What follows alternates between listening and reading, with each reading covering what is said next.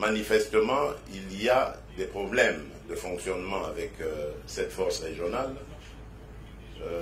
La première, je l'ai évoqué ici, la première raison qui nous pousse à nous poser des questions, c'est le rôle de qui était assigné à cette force régionale et qui n'est pas du tout rempli.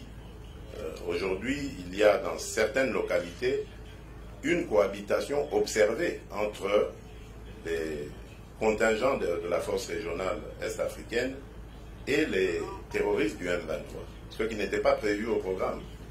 Il était question, je rappelle ici, de contraindre aux côtés des FARDC ces forces terroristes à gagner le chemin de la paix, c'est-à-dire cesser le feu, retrait, cantonnement.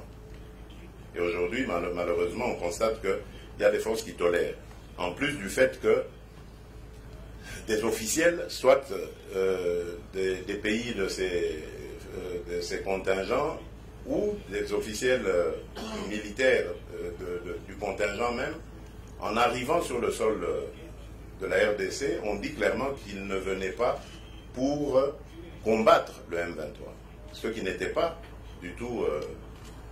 Alors, à côté de cela, il y a le problème du commandant de la force lui-même. Vous avez suivi, monsieur le général Jeff Niaga, qui a démissionné de manière spectaculaire, nous surprenant tous, et parlant de menaces, des menaces auxquelles il ne nous a jamais fait part.